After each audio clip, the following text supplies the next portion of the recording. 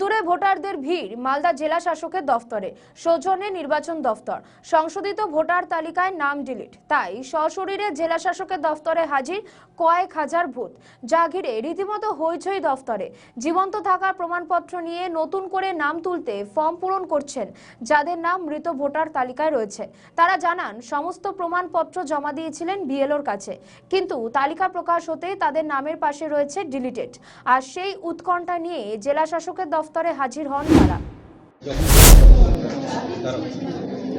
আমাদের ভোটার কার্ডটা ডিলিট হয়ে গেছে, কী কারণে ডিলিট হয়েছে এটা জানি না, কিন্তু আমরা তো 85 সালের বাবার দলিল দিয়েছি, পর্চার আরএস পর্চার দলিল দিয়েছি জেরক্স, তারপরে voter card, Aadhaar card, PAN card, ration card, তারপরে ব্যাংকের বই সব কার্ডই দিয়েছি আমরা জমা। তা সত্ত্বেও আমাদের নামটা ডিলিট হয়ে গেছে।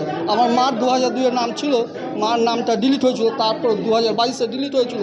এবার আমার মার নামটা প্রত্যেকে উঠে যাওয়ার পর মারটাও দেখছি ডিলিটের ইসে আছে। মায়ের বয়স কত?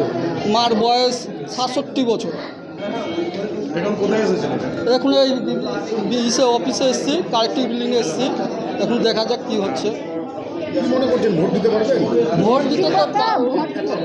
ভোট দিতে তো মনে হচ্ছে পারবো না, মনে হচ্ছে কেন ভোট তো আমাদের ইসেরই নামটাই তো ডিলিট হয়ে গেছে। এখন যদি নামটা না ওঠে তাহলে ভোটটা দেবো কীভাবে? তো আমরা চাইছি নামটা উঠুক। আমাদের সব তো প্রমাণপত্র আছেই, প্রমাণ না থাকা তো না। আমরা 85 সালে তো বাবার আরএসের কাগজ দিচ্ছি দলিলের, তার সত্ত্বেও নামটা ডিলিট হচ্ছে কিনা। কতক্ষণ ধরে লাইনে দাঁড়িয়েছে? আমরা হয়ে গেলো এই আধা ঘন্টা। কী কী নিয়ে এসছেন সাথে? আমরা নিয়ে এসেছি voter card, Aadhaar card, PAN card, ব্যাংকের বই, 85 সালের আরএসের কাগজ, বাবার দলিল। হ্যাঁ, খুব হয়রানি খুব হচ্ছি আমরা। এই যে এখানে দৌড়াচ্ছি, তাই জন্য আমাদের খুব অসুবিধা হচ্ছে।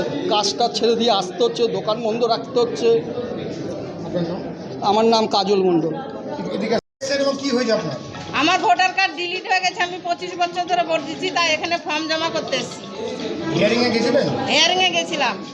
খসড়া তালিকায় নাম আছে, এসআরএ নাম আছে, সব কিছুতে নাম আছে। তারপরে কি দেখলেন? তো তারপর দেখছি আমার নামের পাশে ডিলিটেড এসছে। কি কেমন মনে হচ্ছে? এখন কেমন মনে হচ্ছে? ফর্ম জমা দিচ্ছি, দেখি অফিসাররা কি করবে। কত বছর ধরে ভোট দিচ্ছেন? 25 বছর ধরে ভোট দিচ্ছি। নাম কাটলো কেন? কি বলছে বিএলও? কি বলছে বিএলও? বলছে আমরা কি করবো, নাম ডিলিটেড এসছে, তো হয়তো ভুলে চলে এসছে, তাই বলছে। কি মনে হচ্ছে ভোট দিতে পারবেন?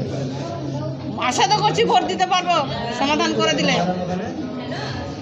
25 বছর ধরে ভোট দিচ্ছেন? হ্যাঁ, আমি 25 বছর ধরে ভোট দিচ্ছি। এখন কোথায় এসেছেন? এটা কোথায় এসেছেন? কালেক্টরি অফিসে ফর্ম জমা করতে।